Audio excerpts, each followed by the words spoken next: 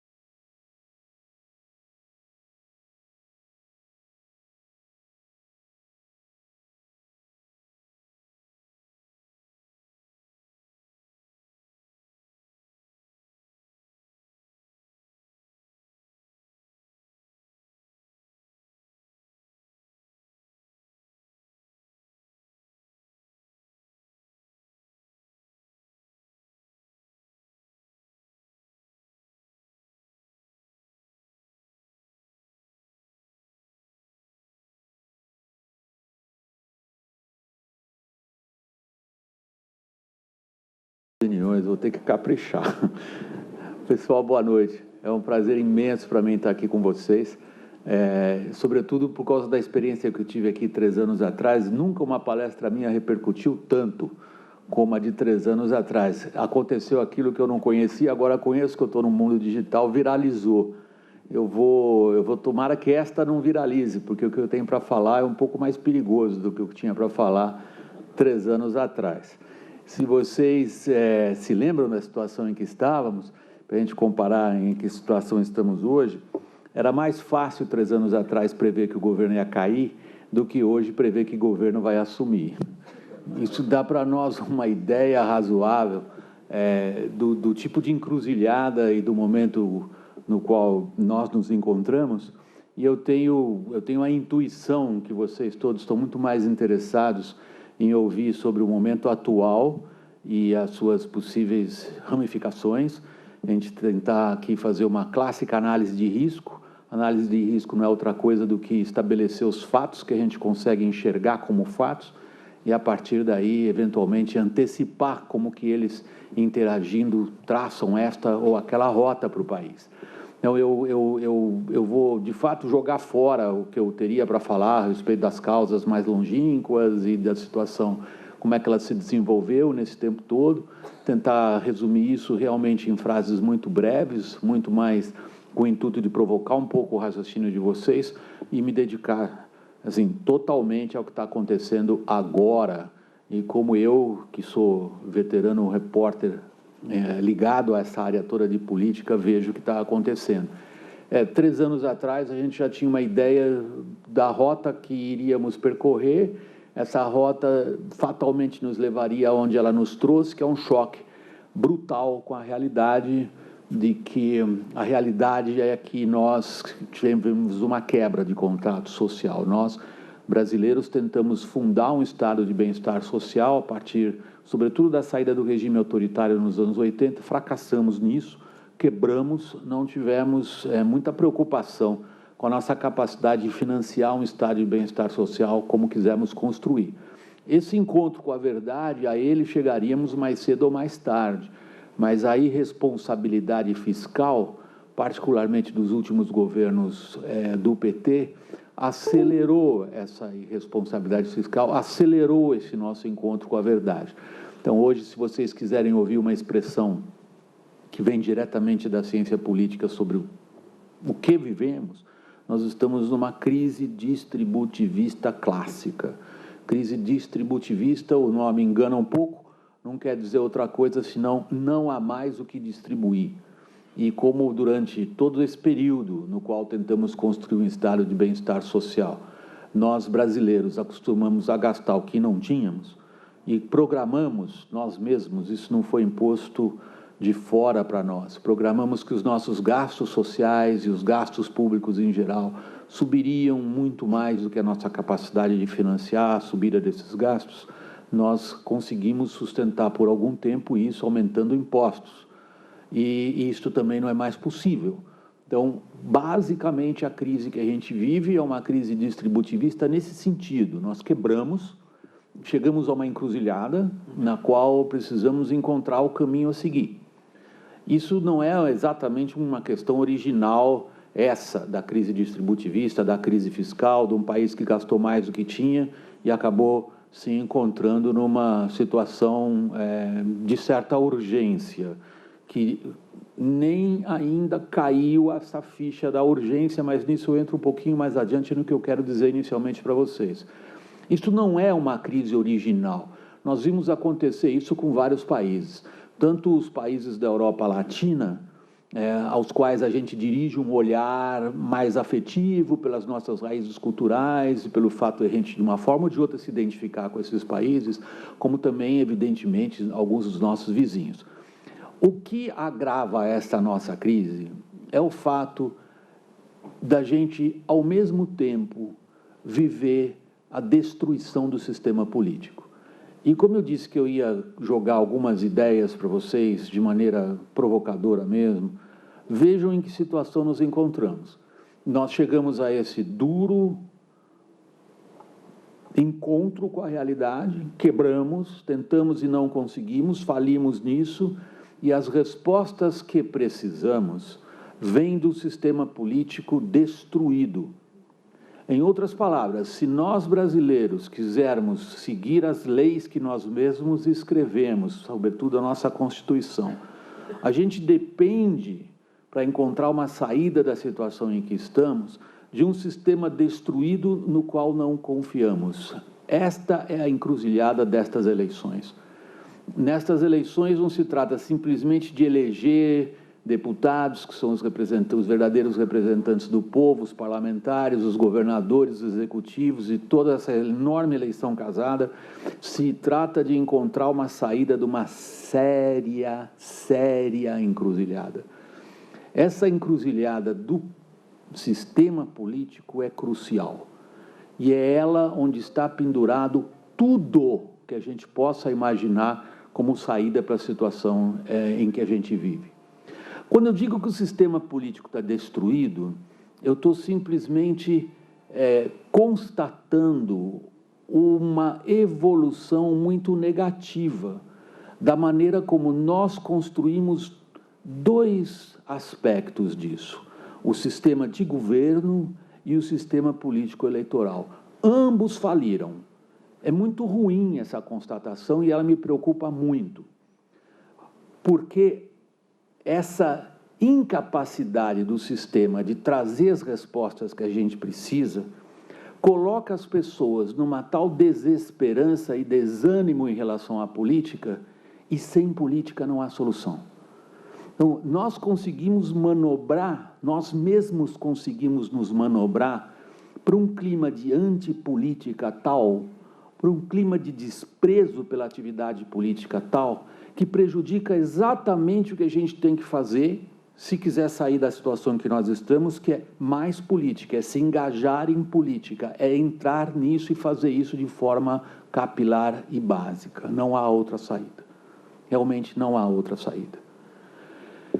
Essa destruição do sistema político, ela não é apenas uma função dos escândalos e da exposição da falta de vergonha em geral que a gente constata, e isso afeta todos os partidos.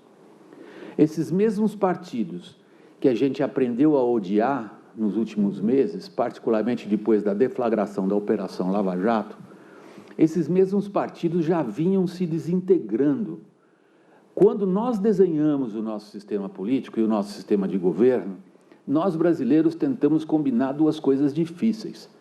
Nós tentamos combinar um executivo eleito por plebiscito majoritário, e o indivíduo que ali senta no terceiro andar do Palácio do Planalto carrega consigo uma legitimação de voto muito grande, aliado a um sistema de eleição proporcional feito para enfraquecer os partidos. Nós fizemos a pior combinação possível dessas duas formas de eleger quem vai tomar conta dos nossos destinos. E não é surpresa alguma que o tal presidencialismo de coalizão acabe como ele está acabando agora. Que nós, ao longo do tempo, conseguimos fazer com que este mandatário, que chega ao Palácio do Planalto referendado pelas urnas, legitimado e com milhões de votos, ele precisa de 308 votos numa Câmara de 513 para mudar qualquer coisa significativa na Constituição. Portanto, ele é refém do Parlamento. Ao mesmo tempo, ele atropela o Parlamento porque ele governa por decreto. Ele governa com medidas provisórias. Se tivéssemos partidos que fossem, ao longo do tempo, partidos razoavelmente confiáveis quanto ao que eles representam como plataforma política, quanto ao que eles representam como, digamos, capacidade de articular interesses econômicos legítimos, interesses sociais legítimos, interesses regionais legítimos, se tivéssemos partidos assim caracterizados, esta relação complicadíssima do presidencialismo de coalizão não seria um grande problema. Aliás, se vocês pensarem no desenho disso, não é ruim. Imaginem um presidente forte que não consegue ser ditador porque ele tem um parlamento também forte, do qual ele depende, e eles estão obrigados a estabelecer uma relação entre si. Só que partidos políticos no Brasil, em geral, se transformaram em quadrilhas cujo objetivo principal é assenhorar-se de um pedaço do erário. E que... eu preciso ser muito cauteloso para não ser processado, e que desenvolveram uma extraordinária habilidade em crescer à sombra dessa capacidade de pegar pedaços do dinheiro público. Não tem muito a ver com partido no sentido como pensávamos que poderiam ser no desenho que nós brasileiros fizemos. Vejam, a gente fez um desenho de bem-estar social que não deu certo, fizemos um desenho de um sistema de governo que também não está dando certo, fizemos um desenho do processo político-eleitoral que, de certa maneira, garante que mesmo nestas eleições a gente propague e deixe a prevalecer aquilo que a gente acha que não nos serve. Por isso que eu estou sendo grave no que eu estou dizendo para vocês inicialmente, para caracterizar o tamanho da encruzilhada que nós estamos enfrentando nessas eleições. Então, quando a gente tem esse sistema político incapaz de dar as respostas, e neste momento a gente registra algo extraordinário, que é, na nossa história, inédito do ponto de vista das eleições, que é ver esse sistema que já está dando graves sinais de não responder ao que a sociedade precisa. É isso que eu tentei aqui neste início dizer para vocês. Esta crise não é de agora. Ela cristaliza agora, mas ela cresce ao longo de um tempo razoavelmente longo. O tempo da política é curtíssimo, a gente pode medir em semanas, mas o tempo de uma evolução dessas é de uma geração. São mais de 30 anos em que a gente vê isto caminhando para onde estamos hoje, nesse ponto de ruptura. E estamos, de fato, diante de um ponto de ruptura. O que é inédito é que esse sistema, ele hoje é controlado de fora para dentro. O que eu quero dizer? Que a Operação Lava Jato, ela não pode ser encarada simplesmente como a conduta daqueles entes por nós, assim, imbuídos, da função de procurar justiça, vem daí a palavra procurador, de investigar o ilícito, que é o que faz o delegado da Polícia Federal, de processar, condenar e punir os culpados, que é o que fazem os juízes de primeira instância. A Lava Jato não é isto, e se a gente encarar a Lava Jato como isso, a gente perde a dimensão do que está acontecendo. A Lava Jato é uma expressão de indignação e revolta populares extraordinária e inédita na nossa sociedade. Não é simplesmente uma ação levada a cabo pelos entes assim constituídos. Ela é uma expressão extraordinária de revolta e de indignação. mas que conduz todos nós, brasileiros, a uma outra situação muito curiosa, que tem um impacto enorme nas decisões que nós vamos tomar daqui menos de 2 meses, que é a percepção que todos nós temos que o problema central do país é corrupção. E que se a gente resolver o problema da corrupção, a gente resolve os problemas do país. Eu espero que, nesse momento, vocês já tenham notado o contraste que eu estou querendo trazer à cabeça de vocês. Nós temos sistemas que já vêm se deteriorando e não vêm funcionando, e o essencial desses sistemas é o sistema político, o sistema de governo. Achar que resolver o problema da corrupção vai resolver o problema desses sistemas é de uma perigosa ingenuidade, mas é nela que nós caímos. E isso cria para nós, do ponto de vista político, particularmente quando a gente pensa como é que o eleitorado está vendo o que vem aí, uma ironia muito forte, que é impossível a gente criticar a Operação Lava Jato, até porque a gente considera o Brasil um país de um jeito e um país moralmente de outro, depois que poderosos foram para a cadeia, depois que a gente aplaudiu as cenas de prisão de vários políticos, provavelmente vamos aplaudir a prisão de vários outros políticos, e a gente pode fazer uma lista enorme e encanar todos eles, vamos acordar segunda-feira com a decepção, porque continua tudo igual. Essa ideia nos levou, por exemplo, a uma outra armadilha que vocês verificam nestas eleições, e os políticos profissionais aqui sabem do que eu estou falando. Se é fato, fatos, como vocês sabem, não existem sozinhos. Fato é o que as pessoas percebem como sendo fato. Se é fato que a corrupção é o principal problema do país, nada mais lógico do que atacar suas causas, correto?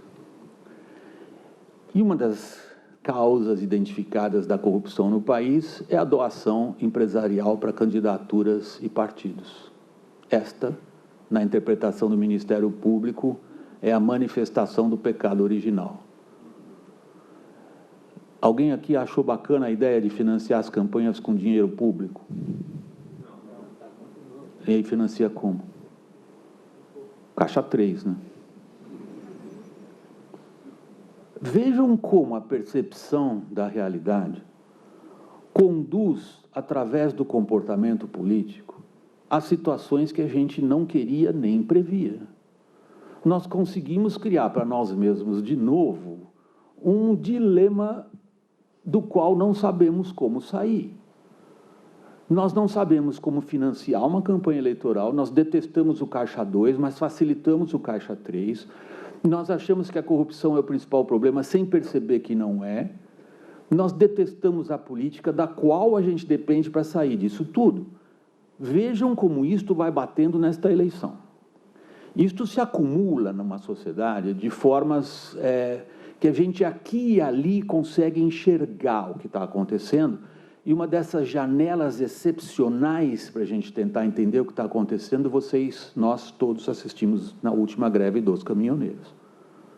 Ali a gente viu 2 fenômenos sociais de enorme impacto, de enorme significado político, que eu acho que não escapou à percepção de nenhum de vocês, ainda mais um público de elite informado como esse. O primeiro que vocês perceberam que o brasileiro, em geral, não sabe o que é dinheiro público. E é extraordinário isso numa democracia representativa. As pessoas não têm ideia do que o dinheiro público é o dinheiro delas. Elas acham que o dinheiro público é do governo. Elas acham que o governo pode intervir por elas das formas mais esdrúxulas, como o que aconteceu, por exemplo, no tabelamento do frete. É extraordinária essa manifestação de mentalidade. E ela não é simplesmente o erro de um gestor público. Ela é a manifestação de uma forma como as pessoas traduzem a própria ignorância do funcionamento básico da relação entre representar e taxar. Esta base de um sistema representativo, um enorme número de pessoas no Brasil sequer entende. Este é um lado da história, e vocês podem dizer, bom, isso é uma observação antropológica, William. Isso aí é meio acadêmico que você está falando. Isso aí é uma observação sobre o caráter nacional entendeu? De escasso impacto na política, e nós estamos preocupados aqui em saber quem vai ganhar esse negócio daqui 50 e poucos dias. Dá para você encaminhar logo para onde você quer chegar? Aquilo é uma revolta que nada tem de irracional e que se traduz nas pesquisas de opinião hoje de maneira brutal, do tipo, dane-se, eu quero chutar o pau da barraca. Essa composição desses fatores, a desilusão com a política, o desânimo com o processo eleitoral, a noção de que corrupção é o único grande problema, que se resolvê-lo, a gente resolve o resto, que vocês já perceberam que não vai resolver, nem é. Aliada a este mau humor sensacional por parte do eleitorado, cria a primeira situação de fato para a gente tentar entender o que vai acontecer daqui no dia 7 de outubro e depois no dia 27 de outubro. Traduzindo isso em linguagem bem popular e chula, criou-se uma demanda por alguém que prometa chutar o pau da barraca. Eu, William, mas isso é uma opinião pessoal minha, acho que chutar o pau da barraca apenas faz com que ela caia na nossa cabeça. Mas como vocês viram na greve dos caminhoneiros, ninguém está preocupado se a barraca cai em cima da cabeça.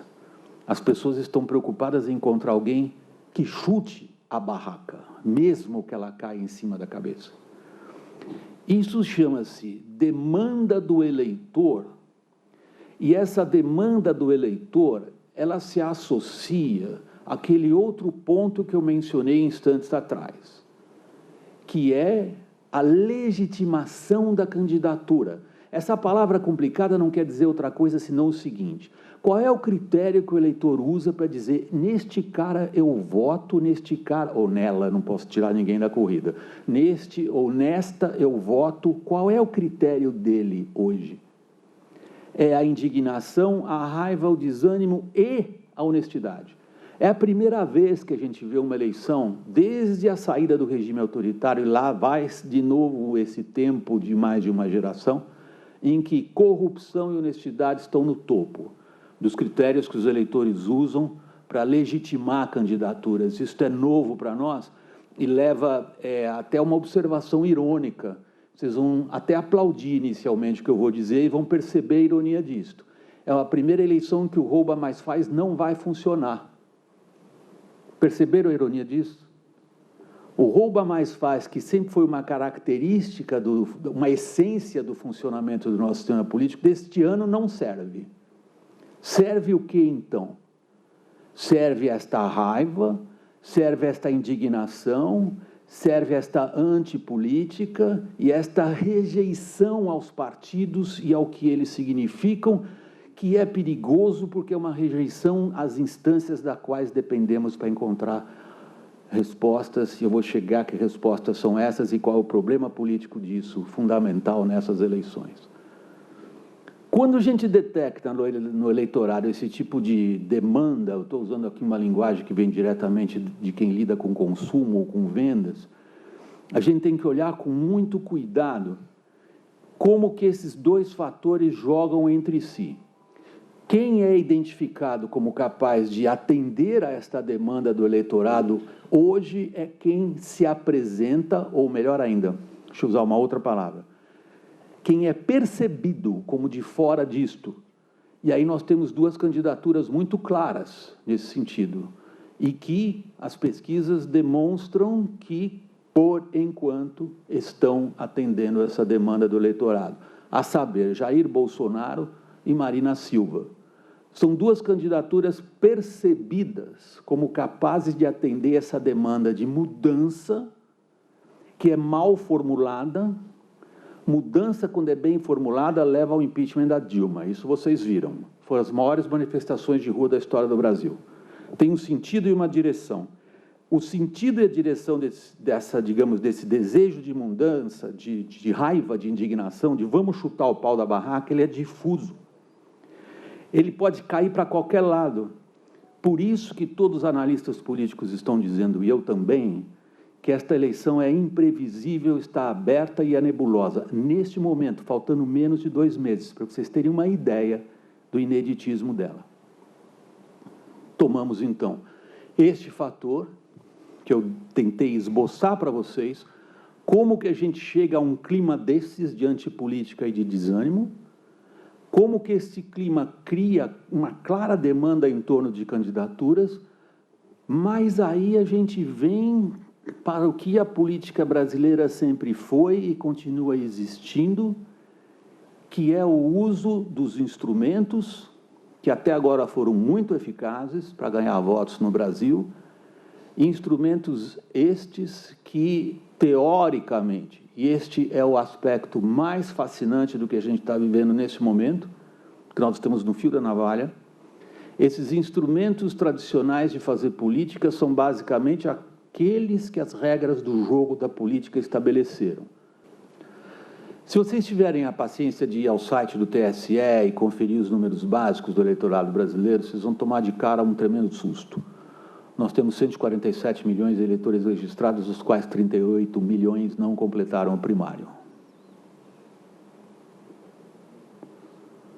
Associem isso ao que eu não brigo com pesquisa, tá? Queria dizer isso para vocês.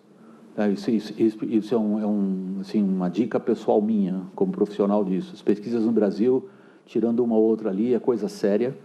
Isso aí foi desenvolvido pela indústria da publicidade. O pessoal precisa ter instrumentos de aferição do que vai para a cabeça das pessoas.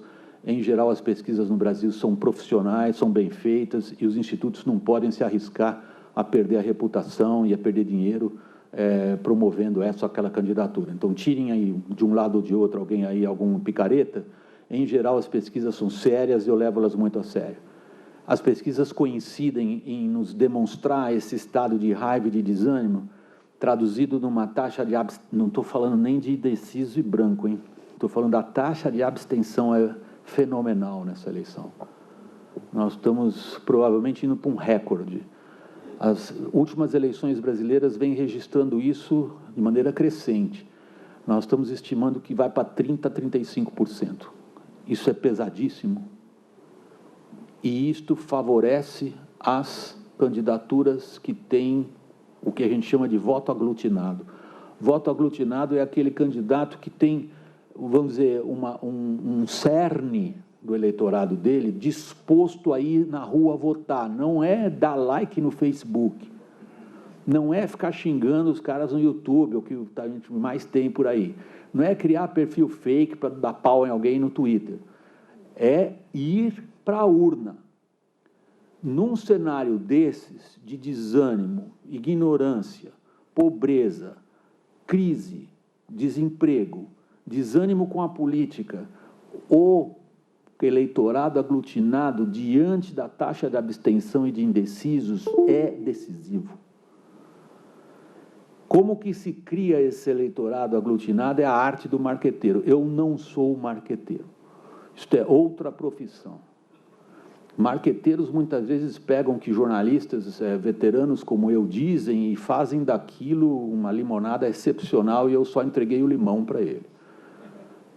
Provavelmente que deve estar acontecendo agora, porque eu tenho sido ultra solicitado a conversar sobre o cenário político como eu estou fazendo aqui com vocês. E eu não sei como é que o marqueteiro do Alckmin vai sair disso daí, que ele está, numa encalacrada fenomenal. O Alckmin tem que provar para um público que não o vê com bons olhos, que ele, através do uso do que é velho e desprezado, vai levar o país para um lugar novo. Esse marqueteiro vale uma grana, se ele conseguir. Consiga fazer disso digamos, um personagem político capaz de galvanizar e criar isto que eu falei, que é o voto aglutinado. É criar um cerne de gente que vá votar no dia, não gente que fica falando nas redes sociais. Então, quem tem isto hoje, basicamente, Bolsonaro, a Marina também, e o homem, mulher, não sei, provavelmente é o Haddad, que o Lula pôr o dedaço e dizer, este é em quem vocês devem votar. Não está garantido nenhum desses cenários E isto é extraordinário.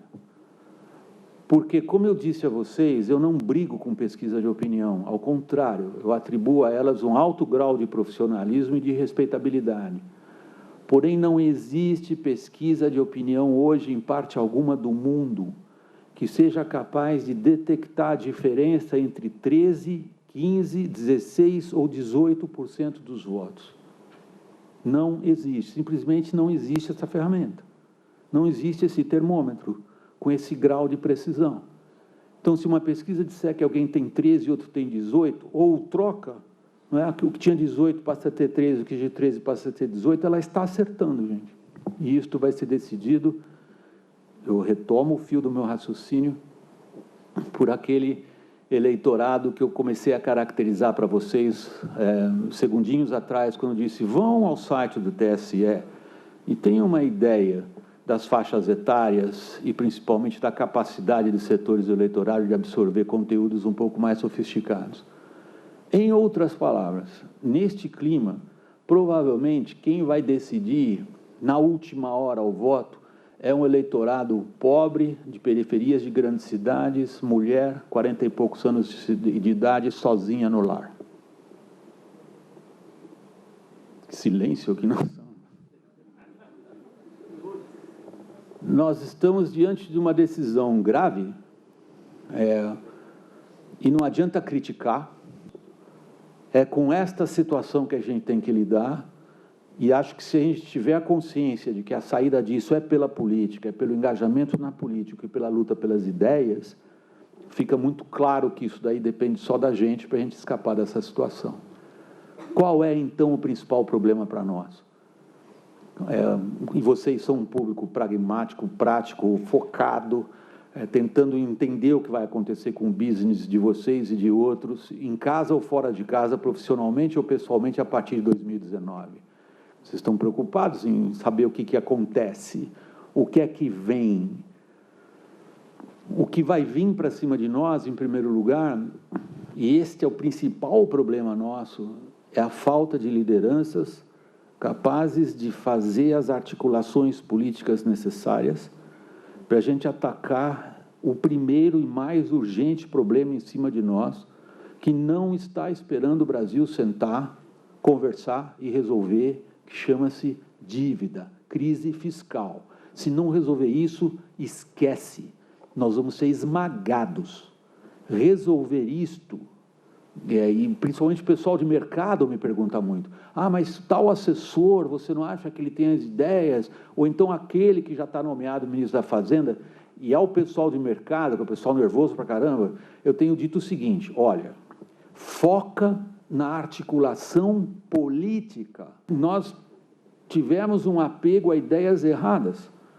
Se a gente não lutar por outro tipo de ideias, em contraste às que nos trouxeram aqui onde estamos hoje, não adianta esperar salvador da pátria. Não existe esse salvador da pátria. Para um público como esse, eu posso dizer isso com todas as letras. Não existe. É charlatanismo puro fazer um tipo de afirmação dessa categoria. É o nosso principal problema, falta de lideranças políticas, mas, ao mesmo tempo, é por onde a gente pode sair disso. Eu sei que tem perguntas para serem feitas, era isso que eu queria dizer inicialmente a vocês. Mais uma vez, é um imenso prazer para mim, além de uma honra muito grande. André e Beto, eu agradeço muitíssimo a oportunidade, e a vocês, principalmente, o carinho e a audiência, pessoal. Muito obrigado.